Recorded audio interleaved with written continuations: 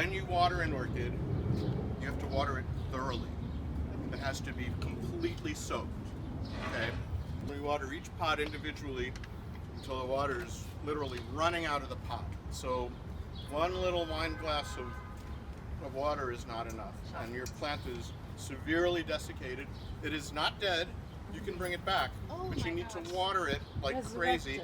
And of course, you know, this hot weather today may do it in, unfortunately, but still, it's salvageable.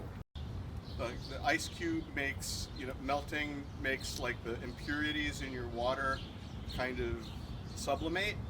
So you're getting a pure water and it's going deeper and it's being watered slowly and soaking in slowly. But it's also, you know, these are tropical plants that you're seeing here. And they never, ever, ever get exposed to freezing temperatures in their natural habitat. So generally when you put ice cubes on top of an orchid, they will, you know, the roots that the ice touches will often die. So I highly recommend, rather than doing that, take your plant to the sink, set your water to like tepid.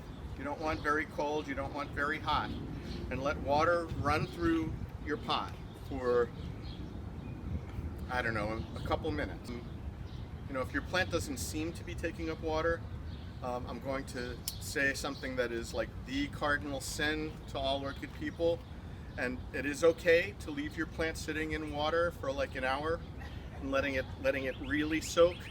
You just don't want to leave it like that for days, because orchids have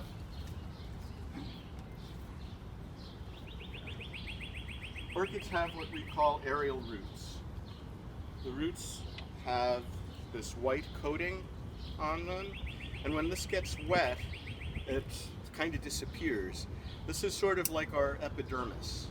It protects our innards from, you know, from diseases and other pathogens. But when it's wet, it actually saves water in this outer coating. It's called velamen.